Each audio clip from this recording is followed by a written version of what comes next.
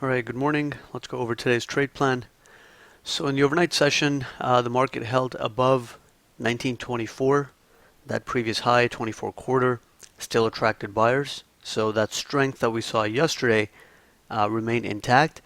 And then we got a breakout above the 26 or 27 area, resulting in a move up to 34, which was the main upside objective on a breakout above 27. So at this point, if the market is really strong and this buying is going to continue, we should not even get a pullback to 25 to 27. We should hold above the current midpoint and view app. Now, in the event that we do get a deeper pullback, it doesn't mean that right away this breakout is a failed breakout or anything. It just means that the market is now more likely to balance as opposed to just trend higher. Whereas, holding above the midpoint and view app, which I think at the moment is about 28.5 or something, tells us that there is a strong directional conviction in this market, and we're probably just going to slowly continue heading higher. We're also running on above average volume, and if that continues, we can get a slightly better range on the day, maybe 12 to 14 points, something like that. And we can just continue printing highs, right? So we have the resistance zone 33.75 to 35.75, essentially the upside objective that we talked about in yesterday's recap. And that's already been hit, and it's gotten some selling on first test. But at this point, if the market continues to hold above the midpoint and view app, above 28.29, then we could just get continuation, a retest of the overnight high, and then potentially an extension higher. So as long as we hold 25 to 27 and don't really pull back too far, that upside potential is still there, and we could continue higher, and we could go up to potentially even 38.5 to 40.5. In the event that we break 25 to 27, that would be a warning sign for buyers and a signal of short-term market weakness, because then all the buying that happened in the overnight session essentially gets wiped out, right? That whole up move would get wiped out. All the overnight gains would be wiped out.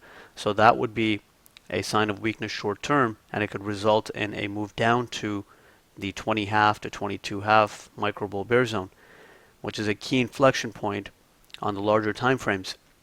So at that point, we can still expect buyers on first test of 20.5 to 22.5. But from that point forward, if buyers can't hold 20.5 to 22.5, which at the moment is an unlikely scenario, but in the event that that zone goes, that would shift the control of the sell side, and we could see some more momentum on the sell side then, and go down to 14 to 16 and potentially lower.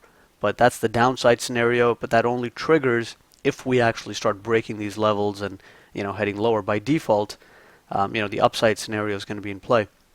And as long as the other markets are holding up well, the internals are holding up at decent levels and rising, then we can still get continuation, and we could just again get a retest of initial resistance, maybe get a little bit more selling there, and then eventually make our way up to 38.5 to 40.5. That's very doable on the day time frame today.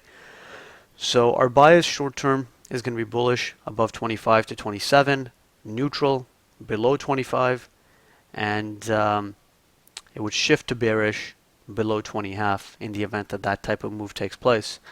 The next main catalyst is the non-farm payroll, the employment report, due tomorrow morning. So at this point, on the day time frame, there really isn't any major catalyst that can really drive the market big one way or the other. So we could simply consolidate these gains and balance. But the idea is that even if we're going to get a balance type session, we'll balance at higher prices, and we'll establish value at higher prices.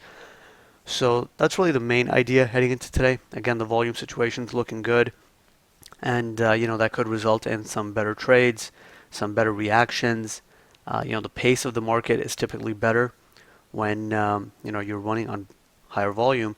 So a lot of times you can get your profit targets much more quickly than you would in a slower and the type of market we've seen over the last week. So on the day time frame, still expecting decent trades And again, that 25 to 27 is really going to be key, and we want to see the midpoint VWAP area hold on pullbacks. If it doesn't, then it can just be more of a balanced two-sided type session. But if the midpoint VWAP does hold, then we'll know that there's some directional conviction, and we can just focus on buying pullbacks, targeting the resistance zones above. So those are the main ideas. Let's see how well the buyers were able to hold it following the open, and we'll take it from there.